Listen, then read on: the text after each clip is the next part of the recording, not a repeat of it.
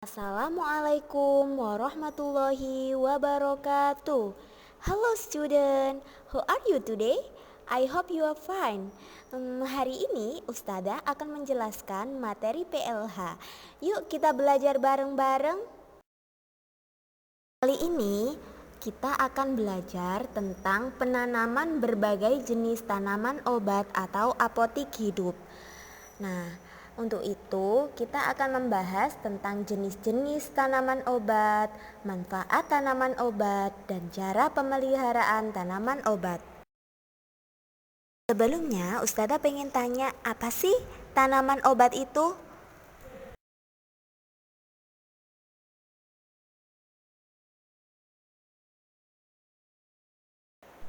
Tanaman obat atau apotik hidup merupakan jenis-jenis tanaman yang memiliki fungsi dan berkhasiat sebagai obat dan dapat dipergunakan untuk penyembuhan maupun mencegah berbagai penyakit.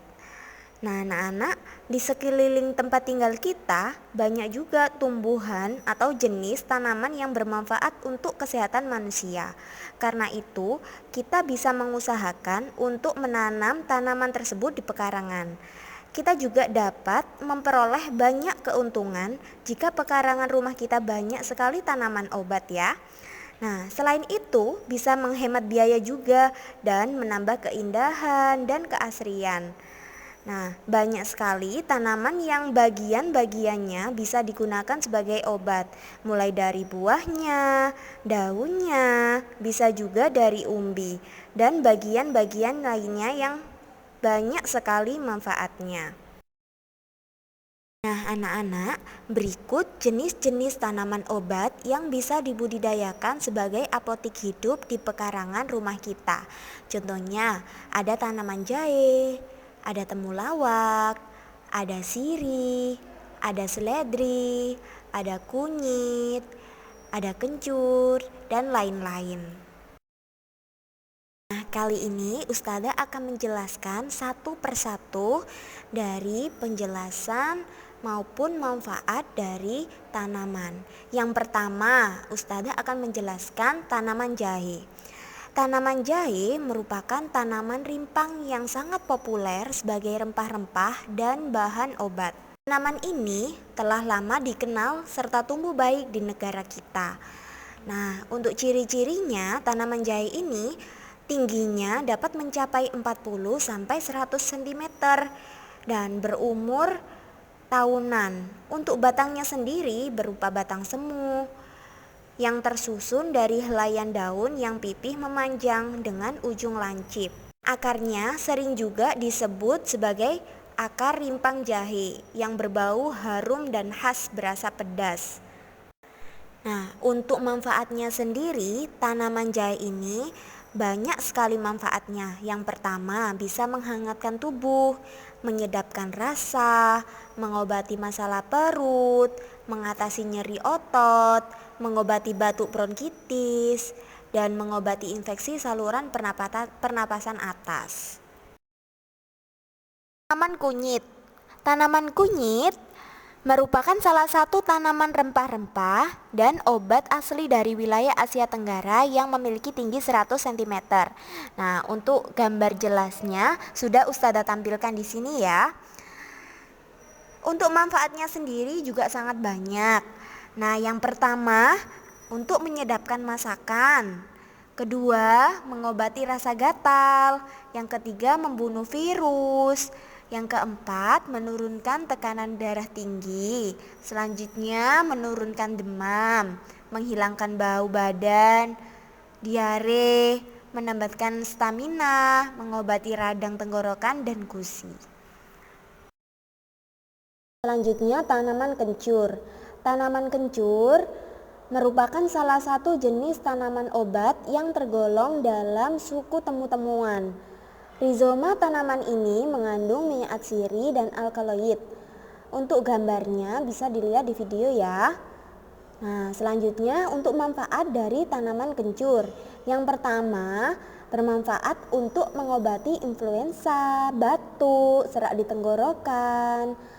Kemudian untuk mengobati diare, mengobati sakit mah, mengobati kaki keseleo, dan mengobati sakit kepala. Nah, untuk selanjutnya ada tanaman temulawak. Tanaman temulawak merupakan tumbuhan obat yang tergolong dalam suku temu-temuan yang memiliki batang semu dan tingginya kurang lebih 1-2 meter. Nah, untuk gambaran dari tanaman temulawak bisa dilihat di video ya. Kemudian untuk manfaat dari tanaman temulawak. Yang pertama, untuk mengobati diare, untuk mengobati sakit kuning. Selanjutnya untuk mengobati perut kembung, mengobati emah, mengobati badan pegal-pegal dan penggumpalan pada darah. Selanjutnya ada tanaman sirih. Tanaman sirih ini merupakan tanaman yang tumbuh merambat atau bersandar pada batang pohon lain. Nah, biasanya tanaman ini itu daunnya dikunyah bersama gampir, binang, tembakau, dan kapur. Nah, banyak sekali manfaatnya anak-anak. Yang pertama, untuk mengobati batuk berdahak, sariawan, asma, alergi kulit, demam berdarah, sakit gigi, mimisan, mata merah, dan radang tenggorokan. Nah, untuk yang terakhir ada tanaman seledri. Nah, kalau untuk tanaman seledri ini merupakan jenis tanaman yang perdu yang bisa dimanfaatkan daun dan batangnya untuk penyedap rasa pada masakan dan juga dapat digunakan untuk ramuan kesehatan. Nah, untuk gambaran jelas dari tanaman seledri bisa dilihat sendiri ya. Kemudian untuk manfaatnya juga sangat banyak. Ada bisa digunakan untuk mengobati batuk, kencing manis, nyeri pada sendi, menurunkan tekanan darah tinggi, membantu pengobatan pada mata. Nah, anak-anak, berikut ini Ustazah akan menjelaskan manfaat dari tanaman obat secara keseluruhan ya. Banyak sekali manfaat dengan adanya tanaman obat ini. Nah, berikut beberapa manfaat dari tanaman obat. Yang pertama, pencegahan terhadap penyakit. Salah satu penyakit yang bisa dicegah dengan menanam tanaman obat ini adalah penyakit yang disebabkan oleh gigitan nyamuk seperti DBD dan malaria. Yang kedua, lebih menghemat biaya hidup. Nah, tanaman yang digunakan dapat dipakai untuk membuat obat atau digunakan berbagai produk sehari-hari dengan cara yang mudah. Nah, untuk yang ketiga, manfaatnya adalah mengobati berbagai penyakit. Kadang-kadang pencegahan tidak selalu berhasil anak-anak. Oleh karena itu dibutuhkan pengobatan. Namun, mengingat obat-obatan dari resep dokter mengandung bahan-bahan kimia, kita mungkin dapat menggunakan tanaman obat sebagai alternatifnya. Untuk yang keempat, yakni penghijauan lingkungan. Selain lingkungan terlihat lebih asri, oksigen yang dihasilkan oleh setiap tangkai tanaman dapat membuat udara yang lebih segar. Nah, yang terakhir, yang kelima, ada bisa memenuhi keperluan dapur. Ya. Jika kita memiliki apotek hidup, sebagian keperluan dapur dapat terpenuhi sehingga menghemat pengeluaran. Umpamanya keperluan bakal cabai saat harganya mahal. Seperti itu ya anak-anak ya. Nah, anak-anak, dalam hal tanaman obat, teknik budidaya yang digunakan secara prinsip tidaklah jauh berbeda dengan teknik yang digunakan dalam pembudidayaan tanaman sayuran. Akan tetapi, walaupun demikian, terdapat beberapa hal penting yang perlu diperhatikan dan diketahui diantaranya cara perbanyakan, umur panen tanaman, dan tujuan pemanfaatannya. Nah, berikut ini merupakan beberapa hal atau tahapan yang perlu kita perhatikan dalam budidaya tanaman obat agar memperoleh hasil yang maksimal. Nah, yang pertama ada pembibitan, pengolahan tanah, penanaman, dan pemeliharaan.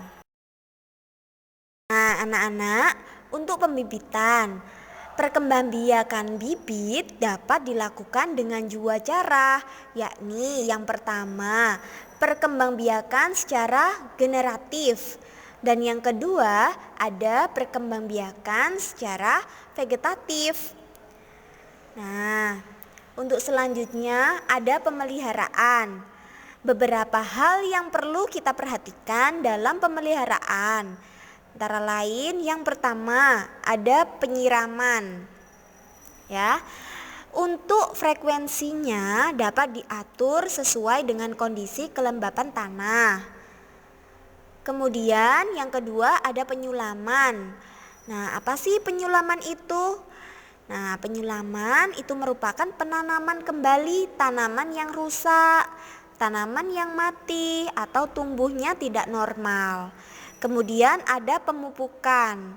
Dalam hal ini sebaiknya pupuk yang digunakan adalah pupuk organik, karena pupuk anorganik dikhawatirkan dapat menimbulkan pengaruh yang kurang baik bagi senyawa atau kandungan berkhasiat obat pada tanaman obat. Kemudian ada penyiangan. Nah, penyiangan ini dilakukan agar tidak ada kompetensi antara tanaman budidaya dan gulma dalam mendapatkan hara dan cahaya matahari. Kemudian ada pembumbunan. Dilakukan dengan tujuan untuk memperkokoh tanaman, menutup bagian tanaman di dalam tanah seperti rimpang, umbi atau akar, serta memperbaiki aerasi tanah. Nah, kemudian ada pengendalian OPT atau organisme pengganggu tanaman. Dalam hal ini dapat dilakukan secara mekanis dan kimia. Pengendalian mekanis dilakukan dengan cara menangkap organisme pengganggu tanaman dan membuang bagian tanaman yang terserang penyakit. Nah, untuk pengendalian kimia dapat dilakukan dengan penyemprotan pestisida. Disarankan menggunakan pestisida yang alami ya. Untuk selanjutnya, panen dan pasca panen. Nah, cara penanganan setiap jenis tanaman obat ini berbeda-beda ya. Ada tanaman yang dapat dimanfaatkan seluruh bagian tanamannya. Ada pula yang dipanen hanya bagian tertentu saja. Oleh sebab itu, penanganan panen dan pasca panen perlu diperhatikan dengan baik agar tidak merusak kandungan zat berkhasiat pada obat tersebut. Oke anak-anak, sekian pembelajaran PLH dari Ustazah. Don't forget pray on time, don't forget obey your parents, don't forget reading of Holy Quran, don't forget study hard, and be careful. See you. Wassalamualaikum warahmatullahi wabarakatuh.